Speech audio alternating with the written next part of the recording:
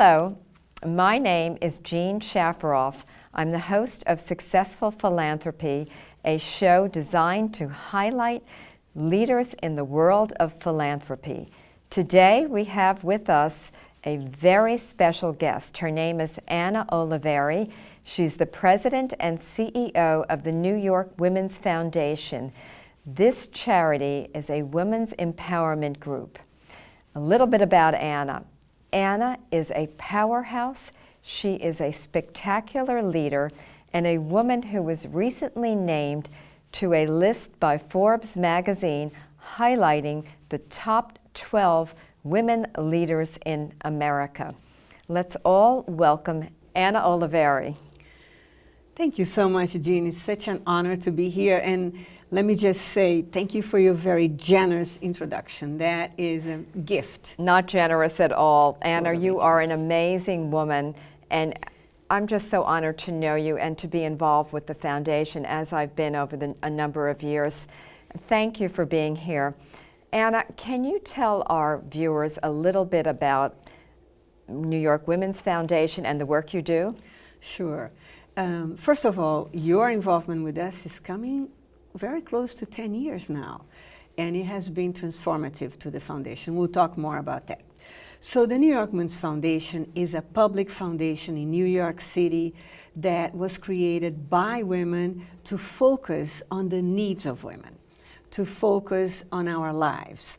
In philanthropy, a small percent of philanthropic dollars goes to women's lives. So it's an underinvestment that can be so beneficial if it can be corrected, can be beneficial to society. I agree. Women play, as you know, we play very pivotal roles. We are centers, we are hubs in families, we are hubs in our communities. So when we fund women, women benefit and those around us benefit as well. Yes, now I got involved with this group because actually New York Women's Foundation empowers women out of poverty. And as a woman, I can't think of anything worse than being the head of a family or just a single woman who is struggling in life, who can't pay the bills. And a lot of us forget that when you empower a woman, you not only empower her, but you empower her family, and you empower that community by empowering the family. And when you empower a community, you empower a nation, and you empower the world. And so, Anna, tell me a little bit about some of the groups you're involved with and who you're helping and how it's really changed their life. Yes. So we have learned over the years, as you were talking about, that women make a difference for ourselves and for others. We have learned that one of the things about us is that we have to be problem solvers, right? We're problem solvers on a daily basis. So what the foundation does, it goes around parts of the city that are least economically thriving, they're least invested in. And we look, we observe, we listen to those who are living and solving the challenges in their lives. And then what we do is we invest. We invest with grants, with a support. We invest with access, like introducing incredible problem solvers, community leaders, to others that haven't heard of their solutions. So for instance, I would like to tell you, and I think you know that as you have been a terrific board member of the New York Women's Foundation. And that is that in a part of Brooklyn, in Sunset Park, which is right after Brooklyn Heights and Park Slope. Brooklyn Heights, Park Slope, Sunset Park. We funded a group of women who came to us and said, we are working with women who are maintaining our homes. They clean our homes, they take care of our children. We're working with them, and we realized they want to form a cooperative together. Because what happens in their lives is, the day that she has to take care of her son, she can't go to her job. She doesn't want to lose the job. And Of course, the person who hires her wants to have somebody to take care of the work that needs to be done. If they have a cooperative, they can substitute for each other. They can always be present. So it creates a professionalism. So we invested, we supported that idea. And the idea worked really well. We funded them, and our grant at the time, I think, was about $40,000. Our grants now are typically $60,000 or $70,000 a year. And we like to do that amount because we want the organizations to be able to hire one person, to be able to support one staff member that can carry out the project. So what happened with the cooperative grants? The group of workers came together, learned how to operate as a cooperative, learned how to provide the same standard of service, learned how to grow. So they became better at what they did. They began to grow, and they divided whatever they earned altogether, they divided equally amongst the workers. So what happened? Success. The cooperative grew. The cooperative attracted more members. More cooperatives like that were created. A few years later, City Council in New York City saw that there was such a viable economic alternative that could create employment, right? That could create jobs, that could create economic sustainability in an underinvested community for women that had very fragile economic situation. We then decided to see what was the impact of the mothers having a reliable income, feeling proud that they had a job that was professionalized. And what happened? The children began to do better in school. They were proud. They began to say, I see my mother when she leaves in the morning. She's succeeding.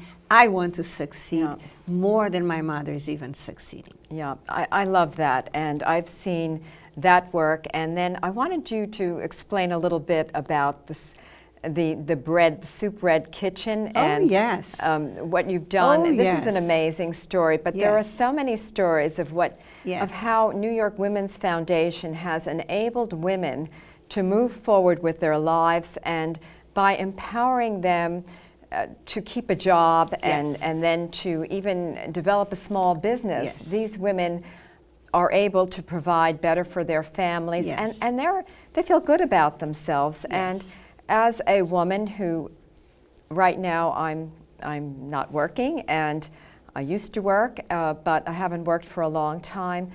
I believe we all have an obligation in this world to help those that maybe are struggling, and if we don't, we're wasting our lifetime. And so, Anna, talk a little bit about Bread Kitchen. Yes, the kitchen, and how New York Women's has allowed this group to form a business that employs women that otherwise may not ever have a job. Exactly. So a similar approach. It was also in Brooklyn. A group of women approached us and said, we are new immigrants in this country. We're living here. Our families are here. We speak very little English. We have a hard time getting a job and staying in a job because we're still learning the language. Right. But there's something that we know how to do, that if we could begin to do, it would really allow us to develop the economic viability for our lives so that we can continue to grow, right? So what was that? We all know how to make and how to make our own native breads. So I come from Portugal, let's say, and I know how to make the particular pão doce. I come from India and I know how to make naan. I come from another country and I know how to make the typical bread that I learned as a child, as a teenager, in the kitchen with my mother, how to do that. And now it can be a skill for me that can provide for my family, that can provide opportunity for my children. So they've come together and they said to us, look, we have this idea that we think is really going to work out. We need to be able to buy an industrial size oven because we need to bake the bread. We have an idea. We have a group of women from different countries, all of them, heads of households, along with, their husbands or partners, and they have this skill that they don't know how to market, they don't know how to utilize. But we think we can work together, we can make the breads, and we can sell them. And with that money, we can support the business and we can support them. So again, we began to fund them with a small grant. They bought the oven, they began to do the bread, they grew the business. We also provided what we call technical assistance in how to grow a small business, which is really important. So now let's fast forward. We fast forward now, I think, 6 years, and they are selling their bread in main outlets in New York City. Citarella, Whole Foods, a variety of places that you can buy incredibly artisan bread. That's what it is, artisan bread. Yes, I've had it. It's delicious. It's grew, really good. They expanded their line of products. They expanded their organization. So Hot Bread Kitchen became a large organization that now does 3 things. It has women, trains women to bake their breads. And from that training, they can take jobs in other organizations in the food industry, which, as you know, is an industry that keeps growing in New York. Yeah, it's really great. And they incubate other small entrepreneurs that are in food business. So for instance, the woman that does rum cake and wants to learn how to do her business with that, and they produce bread that they sell throughout the city and beyond. I believe that you can find it here in Long Island as well. It's a real success story, and it's wonderful to hear how the organization, New York Women's Foundation, has enabled women who would otherwise have no opportunity to work or create a business to do something and to become creative and start a business and then move forward. Yes. Now, every year, New York Women's Foundation holds a breakfast at the Marriott Hotel in New York City, and 2,000 women show up. We all have to wake up at about 5 a.m. in the morning, which I hate, but I do it anyway, Anna, because we love you and we believe in the foundation. And then we get together and we celebrate women. And we are cross-cultural, so the group of women that come out for the breakfast are from every socioeconomic background, every cultural background, and we celebrate women. And tell us about that breakfast. I know we raise about $2 million or sometimes even more every year. Many firms, Wall Street, real estate, they all support New York Women's Foundation. Tell us about some of the leaders that get involved and some of the people that we've honored. And then let's move on to the whole area of philanthropy and women and how involved women are. Yes. So the breakfast is indeed a very special event. And I know that all of us are saturated with events. But I need to say it's not just because I work at the foundation. The breakfast is very special. The foundation was founded with a breakfast. 1987 was an economic downturn, and women came together and said, we can do better for each other, with each other. And we need to include all of us as part of the solution. So they began with a breakfast in the basement of St. Peter's Church. Interesting. That's what they did in 1987. And they collected the first, I think was $50,000, that then they immediately distributed to groups in the city supporting women. So fast forward, 33 years later, and the foundation has grown that opportunity of the breakfast. It's very rare that we walk into a room where we have a massive number of women that are coming together for a shared purpose. And the purpose is to uplift each other. Yeah, The purpose is we win together. The purpose is we want win-win solutions. We want solutions. We all know the challenges that we face. We all know the challenges that we want to overcome. The question is, what does it take to overcome it? And I like to say what a very wise person said once. Individually, we are a little grain of rice, and we don't feed any hunger. A grain of rice doesn't feed hunger. But if we come together and we get a lot of grains of rice, we have a bowl of rice, and that feeds people. So true. That's what the breakfast is. We come together, we become strong, and we pay homage to those who are on a daily basis creating these incredible solutions. So we honored the person that founded Hot Bread Kitchen. Nice. Yes. Yeah, really nice. Because she saw the women, she saw their strength. She looked at them in their strength. Not the fact that they were not at that time super proficient English speakers, but the fact that they had a skill that they were proud of and they could make it marketable. So we honored her. We honored people like Abigail Disney. We honored people like Christiana Mampour. We honored people like I remember. Firefighters, women firefighters that have been breaking the path so that others can also serve. We honored Saru Jayaraman, who works with restaurant workers for their safety first and foremost and their dignity. So we like to honor, we also honor people who make a difference in philanthropy.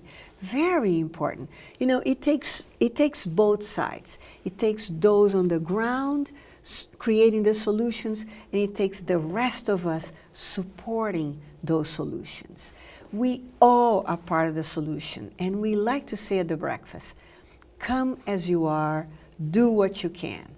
The foundation, yes, we live in a world that has enormous inequalities, that has many things that are disturbing to us, but we like to focus on the difference that we can make together. Yes. Each of us has something to contribute, yes. And each of us can do better together than we can do alone. And I just wanted to say one thing, Jean. You may not be working like in a traditional engagement with a salary or a compensation that way, but from our point of view, you are a tremendous worker. Well, here we are. You are working to create a world that works for all. That's what we're trying to do together, right? We're trying to say we can come together, 2,000 of us. Usually it's in May. This year, of course, we didn't have a physical breakfast, but I'm looking forward to having it next May. I'm looking forward again for you to be there and to bring your friends and to celebrate women from all walks of life, to celebrate our philanthropists, to celebrate, we celebrated Aggie Gund, we celebrated Diana Taylor, we celebrated incredible women who are making a difference. And Delaney, who are making a difference in the city of New York, who are very humble, who are not doing this, but for the opportunity to create a better reality, knowing that if someone else does better, we all do better. Yes, and I remember about 8 or 9 years ago, I got involved because I was asked to host a big luncheon, underwrite and host a luncheon, and I said yes, so we did it at Le Cirque for many years, and Diana Taylor, who was at that time the board president and also the friend of Mayor Bloomberg while he was mayor, was involved, and it was just amazing because we had women like myself involved, but we also had women that were looking for a job, and just to bring all these women together. Yes. I believe that women have to support one another, and not all women believe that, but I believe that, because if you don't believe that supporting your fellow man is important, then I think you miss the whole point. But empowering women means that you support your friends, your colleagues. You don't turn your back on someone. You don't try to compete with them, but you say, I want to work together, because if we work together, we will move forward. If we don't work together, we're never going to move forward. And Anna, I just wanted you to talk a little bit about some of the other groups like Black Lives Matter and the Me Too movement that the New York Women's Foundation supports, which I think are very important. And you're so on target with everything you do. And then I know you have a big COVID-19 fund. I know Yes, I've yes. donated, and Yes, you're raising we're $1 very million, grateful. which is Yes. fantastic. Yes. But tell us a little bit about the other work. We have a little more time. Yes. And I think our listeners would like to hear. So we work from the principle that, as you were just saying, that we can all do better when we do it together. That, the mission of the foundation is really a mission of economic security and thriving lives. We want women and families to thrive. We want all women and families to thrive. We think that in spite of differences amongst us, we have so much in common, and that we have an opportunity to show the world that we can share without losing. That for others to do better doesn't mean I have to do worse. Exactly. We have an opportunity. So on target. So what we see happening now is a need for, in the case, Black women, to be respected, to be paid what, white women earn. Absolutely. And women need to be paid what men earn for the same job. Absolutely. We need to uphold the dignity of humanity. So we want our Black colleagues and friends and neighbors and family members to do better. We want them to be respected. We want them to have the same earnings. We want their, the health outcomes in Black women are not the same health outcomes for Caucasian women. That needs to change. We want people to have thriving lives, to have opportunity to grow, to thrive, to contribute as much as anyone else. So Agree. We look at Black Lives Matter as a temporary, hopefully temporary. We make a correction. We make Black Lives Matter as equally as all lives. We want all lives to matter. And I wanted to say that yes, we believe that all lives matter. We need to pay special attention to Black lives because they don't have the same life outcomes as Caucasian lives, let's say. So that's what we are doing. So we look to support, but we do believe that people also are agents of their own solutions. So that we believe that, and that's what our grantees have told us, if you invest in people and their ability to solve their problems, we all win. So the foundation is very concerned with all women, invests in all women, but pays special attention to those that have less investment, to those that have less opportunities, so that we can bring all the boats up, all the boats can float up. Anna, it's really wonderful what you've done for Black Lives Matter and then for racial justice. Can you tell me a little bit about what the foundation has done to help with the COVID-19 pandemic? I know I've been recruited, but I want our viewers to hear. So we created a fund, the COVID-19 Rapid Response Fund. And Jean, thank you so much for supporting the fund. We have raised $1 million. It goes directly to emergency support.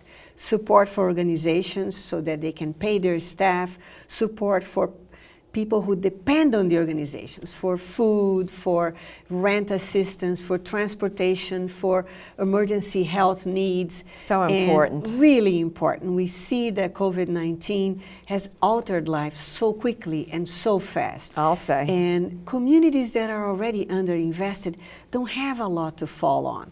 So the fund has been like a real rapid response to them, a support. As a philanthropist, we want the organizations that we invested in to continue. We want them to continue to support people. And, as human beings, we want people to survive this pandemic. We want people to get to the other side. And we want people to be able to not be so desperate.